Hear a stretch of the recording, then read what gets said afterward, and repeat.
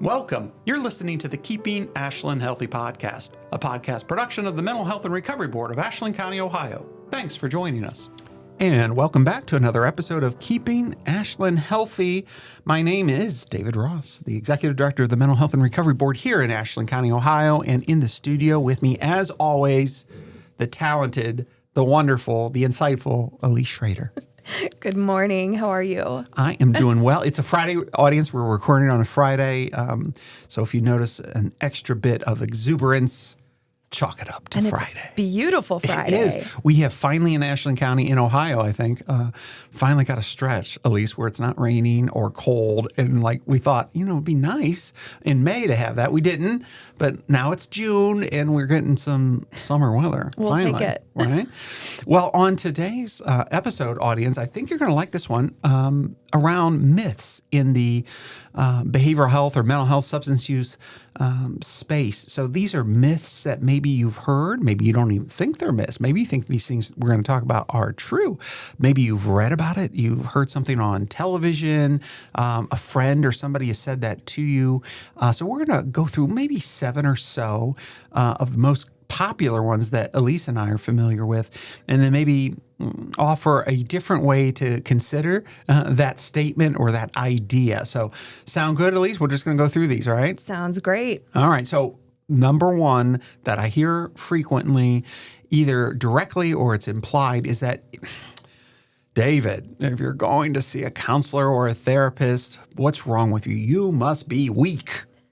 What do you think about? Have you heard this one, Elise? I've heard this one so many times. Or people who are embarrassed to admit that they're going to therapy or don't talk about it, or perhaps see somebody that they know in the lobby at the therapy facility, and then they're embarrassed of, John Smith saw me here. Right. Some people go outside the counter to get services because they're afraid of just that. They don't want to see you. So audience, please understand, seeing a therapist is actually not a sign of weakness. In fact, asking for help takes a lot of courage. But I can tell you, at least I've seen it in my career, I've seen it in my life. The strongest people I've ever met, most successful business people I've ever met, anybody at the top of their game, they've told me they seek out guidance. Yes. They don't see that as a weakness. They see that as an absolute strength, knowing the areas that they are not as good in, not as versed in, maybe not as knowledgeable in, and maybe those areas of their life where they're struggling, and they are more than willing to reach out for help. So I push back strongly on that one, and I can tell you from the people I've talked with that are very successful, they lean into that big time, asking for help. So again, think about, maybe it's the coaches, trainers, some kind of mentor in your life, financial advisors, right? I mean, nobody would think you're weak for reaching out to a financial advisor to plan your, right? When we say that, right? Or like an athlete or a professional athlete, you're weak because you've got a coach or a trainer. So, I mean, are you weak because you've got a pastor? So no, I encourage you to think differently, audience, about people that reach out. This is skilled support, sometimes we call it. So a therapy, a counselor, and we're going to get into this because there's some other myths around what a counselor actually is. But these are skilled, trained people offering support, and I think it takes a lot of courage to reach out. I always tell people, I encourage all my family and friends, go to therapy, try therapy. It can help put puzzle pieces together, identify patterns. And I also have done in my career a lot of supervision and supervising of therapists. And one of the lines that I always tell them is, every good therapist has a good therapist in their back pocket to use at some point. So, what's interesting, when I was doing some research for this pod, the NBA and the NFL actually have mandated language that every single team has to have a licensed counselor on staff. Interesting. Every team. Yeah. A counselor, psychologist, some kind of licensed person. Right. So MLB and NHL are trending that way. They don't have that actual mandate. Right. But I thought that was really interesting. Right. I mean, so we're not the only ones, right? And these are athletes right at the top of their profession. And so there's a recognition of just what we're saying here, audience, that folks can't be and remain at the top unless all areas of their life, including their emotional part of their life, their mental emotional part, is also at the top. And guess what? You bring in, just like the trainers, the other skilled experts, you bring in skilled support in the form of counseling. So I like that. I'm glad you found that. Well, audience, we won't say a whole lot more on this other than say mental and emotional health deserve the same attention as physical health. And nobody calls someone weak for seeing a cardiologist or a physical therapist. Think about that, audience. I mean, really, you had a heart attack and then you go to see your cardiologist. Nobody would say, come on, you're weak for going in. Chest pains. You try a gas. What's the big deal? So sometimes strength looks less like handling it alone, going it alone, pulling yourself up by the bootstraps, and more like knowing when you shouldn't. So sometimes strength looks less like handling it alone and more like knowing when you shouldn't and knowing when you should reach out for help. So, all right, number 2, what do we got? A therapist is just a paid friend. Ooh, why pay someone to talk to you? How desperate are you, David? Did you have to pay somebody to talk to you and listen to you? I have heard this one. Yeah. Family members I've heard this from. Yeah. Yes, a paid friend. What do we think about this, Elise? So, I mean, the big difference, well, there are a lot of differences, but friends usually support your perspective. Yes. Therapists help you examine your patterns. Yeah. So your therapist is not necessarily always going to jump on your bandwagon. Right. They're going to say, ooh, let's kind of look at that, or I'm curious about. Right, because it's not a friendship. Sometimes friends are afraid of damaging in some way that friendship. Yeah. Maybe they're not always as honest as they should be, and they're afraid of your reaction. So, because these therapists are trained professionals, not companions, and they're using what we call evidence-based techniques. You and I both, we have to, every couple of years, take these boundaries, ethics. We have to know those. We have to sign off on those. We have to show that we understand them and that we're remembering what they are. So all of that plays into, again, as we assess and as we do a treatment plan and we set goals with somebody, it's a different kind of relationship. So we are obligated to not act like a friend. And again, that's important. Yeah. Did you do that when you were doing direct service? I had to do that early on to explain the difference so the person wouldn't be upset. Because sometimes they expect you to be a friend, right? So and you agree with everything. Yeah. So I always did that up front. I never assumed people coming in to see me understood what the relationship was going to look like in terms of the professional structure. We had a lot of I think a variability in how we went about doing the work, but there were some like suicide or homicide. We'd always we'd have to say that was our canned legal line. It's like, listen, 99.9% of what you tell me is between you and I. It's protected, it's confidential. But if you tell me that you are bound to determine to take your own life and you're going to do that immediately and you have the means and the method, all that, I can't keep that a secret. So we're required to say that because, that's a limit, right? That's a limit to what we can. And again, that's different than a friendship. I mean, you don't have those kind of conversations, I don't think, with your friend. Right. Your buddy. Yeah. And the boundary piece is really important. So your therapist should not be your friend on social media. For example, you should not be going to brunch with your therapist. Right. We've got strict ethics around that. Right. So things you might do with your friends, you should not be doing with your therapist. And maybe another point here is that therapy, a therapeutic conversation shouldn't look like you and your friend chatting, right? Yes. And giggling and laughing. Yes. I mean, not that we, don't use words, right? But the whole, audience, Elise and I, when we went to school, we learned to have very purposeful, directive conversations. So when we're talking, we're asking questions or we're making comments. I don't want to make us sound like scary people, but they're calculating. You know what I mean? They're not like, oh, your hair looks so great. It's like, whatever I say, it's like, how is this moving us towards the client's stated goals? What am I about to say? How is that going to move this forward toward what they've stated their goals are? Yeah. So it's very, in some ways, calculated conversation. It's not just it's not casual. It's not just me commenting the person, asking about their weekend. Not that you can't do that, but you know what I'm saying? You got to fairly quickly get. So that's an audience. That's a big difference. If you were to hear the conversation between an actual therapist and a client, it should sound different than your conversation with your buddy or your friend. Absolutely. Okay. So a therapist doesn't just listen to your story. They help you understand the story you may be telling yourself. And at least you touched on that, right? So a therapist doesn't just listen to your story. They help you understand the story you may be telling yourself. Because guess what? Sometimes we tell ourselves stories that are very convenient and make us feel good, but they're not particularly helpful or even true. So anyway, all right, another one. What do we got next? Next, myth number 3, my hairdresser or perhaps bartender or my friend gives better advice than therapy or than my therapist. Yeah. So I hear this all the time. My hairdresser is my therapist. Right. What do I need to pay somebody for, right? I can just talk to my friends, my buddy, my bartender knows me better than anybody. And again, I guess this one, I liked this one and wanted to talk about it at least because this is true. We want you to have a hairdresser or bartender if you so inclined, or a friend. We believe in natural supports. That's what the audience. That's what that's called.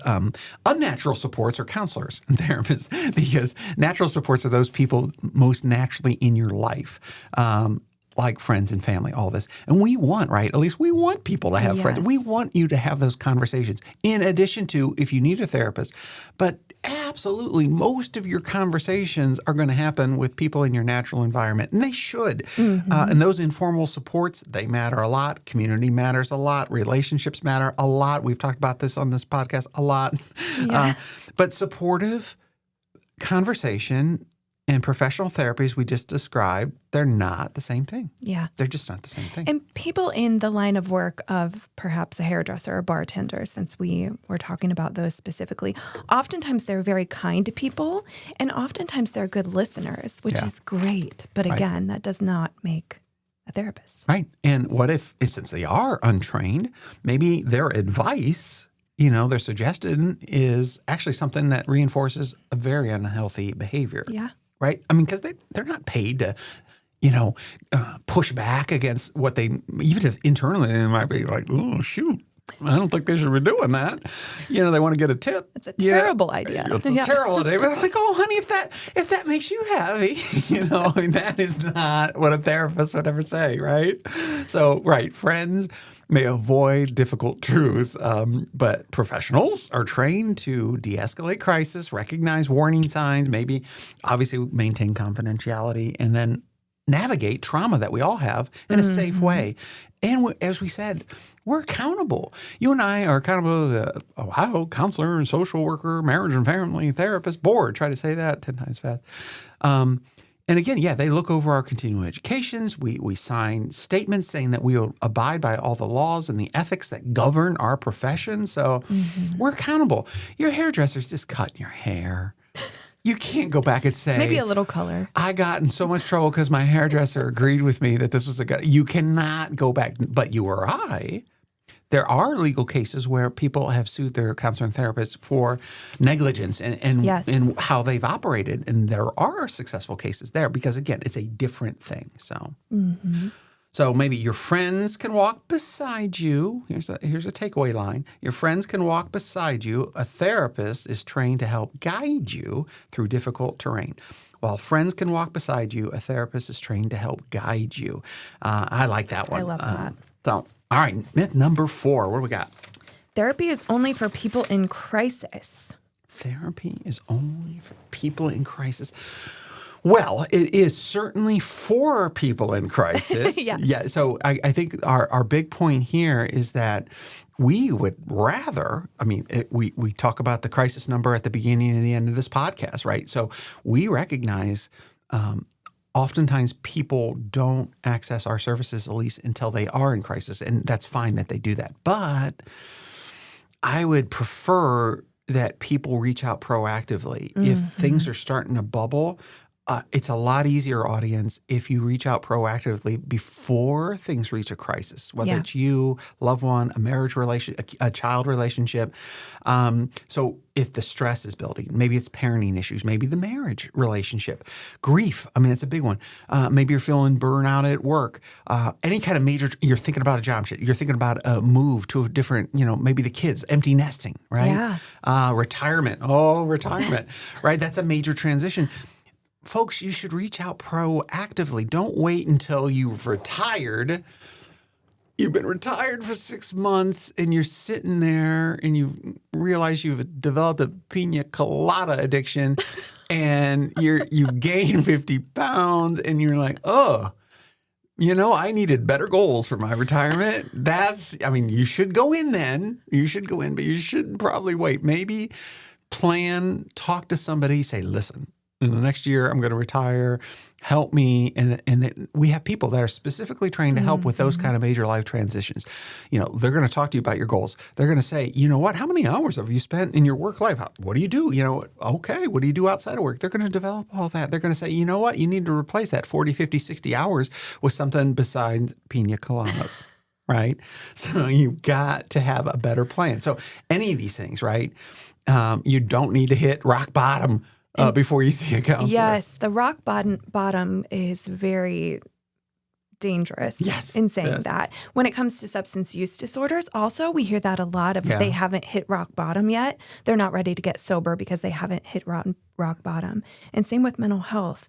I was thinking this morning about my smartwatch. I'm only on 21%, which I usually don't let it get that low. But what does that mean? I don't even know what that means. I only have 21% battery left. Oh, of your device. Of my device. I thought it was examining you, saying I only have to. You're not at 100% today. I'm only getting 21% of at least. I thought. Okay. But same with our cell phones. We don't typically let the battery completely go out before we charge. We look and go, oh no, I only have 50%. I better stick this thing on the charger. Yeah. Well, same thing goes with our minds too. We don't want to wait till we're really totally out of battery and just in crisis don't know what to do. Yeah. I like that. So don't wait until our teeth fall out, right? Before going to see a dentist, right? It's okay. You don't have to wait until they're all diseased and falling out. Go be proactive. And if we think about it, what you said, Elise, makes a lot of sense. We do a lot of proactive things. And this is just another thing. Your mental, emotional health, be proactive with it, just like you are with several other areas, I'm sure, in your life. So, all right, myth number 5. Talking about problems makes them worse. Yes. Talking about it makes it. So Elise and I were chatting offline. This is a big part of our suicide prevention training that we do called QPR, Question, Persuade, Refer, where that's a big myth in the world of suicide prevention, that folks are afraid that if they ask somebody if they're feeling suicidal, that'll put the thought, in their head. And actually, it's just the opposite. It actually lowers anxiety when you ask somebody. And similar, when we talk about what we're struggling with, it actually lowers the anxiety. It's not talking. It's keeping things bottled up, right? That the pressure cooker thing that I know everybody's heard of. But it's those in a safe environment with a professional, talking through what's going on. That actually brings things down. It doesn't escalate. So, talking about problems does just the opposite. It makes them better. So, when we name things, I'm always amazed. Do you remember when you were doing therapy?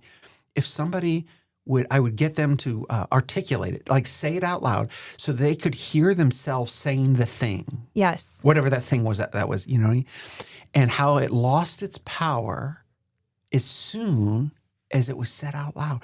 So they'd say to me, David, I've been worried about this thing. I was like, what is that thing? Yeah. And then they say it, and they say, oh, that's the first time I actually said, that's kind of silly, isn't it? When you start to examine it, you bring it out into the light of the day, it's not nearly as intimidating. Yeah. And it takes the power away. That's right. And gives the power back to you. That's right. It gives it back to the person. Yeah, back to the person. They feel much better about their ability then to change it, to manipulate it. And I love that. So discussing pain is different than dwelling on pain. And I told you I was excited about this part of our conversation because I wanted the audience to understand this. Discussing pain is different from dwelling in pain. So if at least from a professional counseling standpoint, audience, when you're going to see somebody, a therapist, a professional, there's going to be some difficult conversations, but this is all a means to an end. The counselor should never want you to stay there any longer than you need to be to come towards solutions,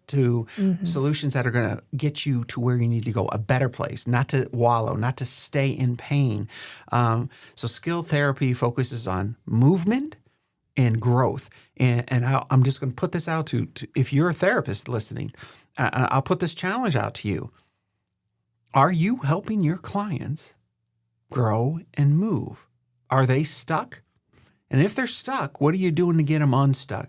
Because the whole purpose of counseling is to help move people along. Yes. And we have a strong opinion here at the board, at least I do, I won't speak for Elise, that we are here to help people, but move them, help them grow and move and leave our system. And we'll talk about that with one of the other myths. But that's important. So understand that naming things, talking through things are critical. Talking about them makes them better, not just the opposite, not worse.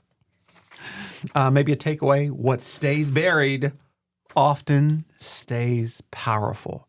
What stays buried often stays powerful. So that's it's a good one. Right? It's the family secrets. It's the things, that happen that nobody talks about that makes Thanksgiving so uncomfortable. It's the husband and wife that they know this thing is getting in the way, the elephant in the room. Talk about it. Talk about it. I'm not saying it's going to be easy, but I'll tell you, every time I was doing counseling, particularly marital, as soon as they had the conversation, even though it was tough, Elise, it was better by the end because at least it was out there. At least we know what we're upset about. We both understand why we're upset about it and why you're upset about it in a different way, maybe than I'm upset about it. So, but anyway, what stays buried often stays powerful. Don't give it that power. Yeah. Talk about it. Talk about it. Unbury it. All right. Myth number 6. What do you got? Therapists have all the answers. Well, of course we do. Of course we do. So this is good. The reason I like these myths because they've got multiple angles. So, audience, you might think that we think as therapists we have all the answers, and a bad therapist does. I'll say that again. A bad therapist thinks they have all the answers. They do not. They do not. I do not. Elise does not. So I always used to say, first thing when I was doing my introduction to clients that I was working with is that you're the expert on you. Right? I might know some things in college, but I will never be the expert of you. I am here to help, again, with these guided discussions, with some of my training, learning, and experience. I might be able to help guide us, but I will never be the expert on you. You are the expert on you. So we don't have all the answers. It is collaborative. Audience, therapy is a collaborative process. That means you're not walking behind. You're not walking ahead. We're walking together through that process. We're guides. We are certainly not magicians. And guides is a really good word also because therapists are not typically going to be giving advice. Yes. So if you have something coming up and you're concerned about what decision you should make, the therapist is going to help you look at different angles, potential consequences, the goods and the bads, options. You're going to work through those and think through those, but the therapist should not be telling you what to do. X, Y, or Z. Correct, correct. And I know that is a myth. People think, my therapist will tell me what to do. If the therapist is telling you what to do, you got a bad therapist. Yeah, get a different therapist. They are guides. But we're not magicians. And what we mean by that is sometimes people do come in and think that there are like some magic phrases or words that the therapist is going to do that will make all these years of turmoil go away, or all this angst or all these troubles like disappear. We are not magicians. We cannot do that. A real change, it takes time. It takes honesty. It takes practice. It's hard work. But it is very possible. I think Elise and I will always say that, effective, good, legitimate therapy is effective, but it's not quick usually. Sometimes it's quicker. It depends on the issue. I mean, it always does. But, don't expect, to go in your first therapy session and your counselor says something, oh, it was wonderful. I never thought about it that way and I'm done. If that happens, great. Wonderful. Good. You got a good therapist. Or maybe I would suggest the reason your therapy was so short is you were almost there. You were 99% there. You went in and that therapist just helped you maybe have more confidence in what you were already going to do. Yeah. Maybe they just reinforced it in a professional way that, no, that's good thinking. They just, you did the work. And with the internet, I mean, I've seen that. I don't know about you, Elise, but before I go see my doctor, I've done my research. I am almost as much of a doctor as my doctor. By the time I walk in there, I got a pretty good idea of what's going on with me. And I push back on whatever he says. I'm like, well, I read this. My chat GPT told me this. So, and actually my doctor likes that, right? Because then he can explain why what I'm thinking might be right, maybe why it's not right. And it leads to this kind of, this guidance kind of talk, right? So yeah, use it. Use some of the technology out there, the good parts of the technology, right? So a good therapist doesn't take over your life. A good therapist doesn't take over your life. They help you navigate it more effectively. I like that too. All right. Final myth number 7. If I start therapy, I will be in it forever. For the rest of my life. Now, in fairness, as I just said, the time people are in therapy does vary widely. I mean, you can imagine, right? If this is a lifelong thing that they've not talked about, deep, dark secrets, things from childhood, blah, blah, blah. I get it. Versus the person is just having an I don't mean that just in a belittling sense. I just mean different. Transition at work, or you name it, something else. All these things, the therapy length will vary wildly. Depends on your support network. Maybe you got tons of support. Maybe you don't have any support. Maybe your resources. Maybe you got a great job. Maybe you don't have. So I get that. I get that it's going to vary, but it should not be. It should not be long-term, meaning forever and ever. You should be having that growth and that movement. Therapy in general should be short-term. It should be goal-focused, right? At least you should know what you're working on. Think of it this way. If you're going in to see your counselor, your therapist, and you're having this conversation about halfway through, all right, I'm being you, the client. Yeah. Halfway through, you should be saying something like this to yourself. How is this conversation we're having moving me towards the goal that I stated I wanted to achieve when I started this? So that's the right thing to ask yourself. And if you don't feel, you can say something like this, Elise. Dr. David, what? I'm not sure what we're talking about. Where are we going with Where are we going with this? How does this fit? I'm missing something. That is fine to say to your therapist. It is. Sometimes therapists, we miss, remember, we're not magicians. We miss something, and that's normal. So just feel free, please feel free to correct your therapist if they're missing the mark, or ask them. Maybe they're not missing the mark, but you're not understanding how they're trying to get you to where you might need to be. So either way, ask the clarifying question, like, where is this going? Why are we talking about my dog, Fluffy? So. Yeah, and we want to make sure that we don't become dependent on our therapist, but the therapist should also be making sure that you don't become dependent on them as well. It needs to be a healthy Those boundaries. Therapeutic relationship. Yep. But, sometimes counseling is short-term. Sometimes it's what we call intermittent, a fancy word that just means maybe you just do check-ins. Maybe you and your therapist say, you know what, you got this. But, every once in a while, it'd be nice to check in. So maybe you do it every 3 months. I don't know, 4 months. Intermittent means, however you structure it, but it's just not regular and frequent. It's just intermittent. Yeah. I think that's a nice way to go about things too, similar to how I am with my doctor, right? I see him once a year at this point, unless something crazy happens. Well, it's nice. It also keeps you connected. So if or when something pops up in your life again where you need to increase that therapy, something new comes up. You're already still connected with that I like therapist. So good therapy, we've talked about it. It builds skills in resilience. The goal is not dependency. Many people return only when they need to. So therapy should help people become more capable, not more dependent. Listen, audience, therapy should, if it's done correctly, should help people become more capable, not more dependent. It is not about you being dependent on a system, a counselor, a case manager, a psychiatrist. This is a big point of emphasis here at the Mental Health and Recovery Board here in Ashland County. We want you to be independent. We want you to, that doesn't mean alone. That means dependent on your natural supports, friends, family, wife, husband, all these, your church. all these other systems, your community, that's where you should be connecting more often than not on this artificial behavioral health system, which has a place. Oh, that's why I work in it, Elise. Yes. I'm always accused of saying, you don't even like the old system you work in. That is not true. I love the system I work in. I just think it could be better. In fact, I know it can be better. So that's why I'm so passionate about some of the changes that we're doing here. But so maybe a few key takeaways. What are some of your key takeaways from today? So therapy is not weakness. Yep. Professional help is different from casual advice. Very good. Emotional wellness deserves attention. Yeah. Seeking support early can improve outcomes. Yeah. I like all of those. All of those. So audience, hopefully, we've done a little bit to bust some myths that are pretty common when it comes to counseling and therapy and the whole process. And Elise, hopefully maybe they'll trust us because we are counselors. So, we are.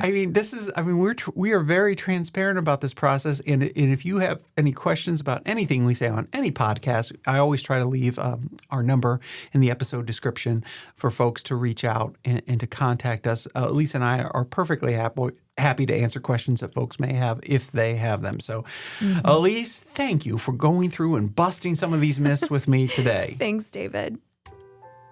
Thank you for listening to another episode of the Keeping Ashland Healthy podcast. The podcast is a production of the Mental Health and Recovery Board of Ashland County, Ohio. You can reach the board by calling 419-281-3139. Please remember that the board funds a local 24/7 crisis line through Appleseed Community Mental Health Center. It can be reached by calling 419-289-6111. That's 419-289-6111. Until next time, please join us in Keeping Ashland Healthy.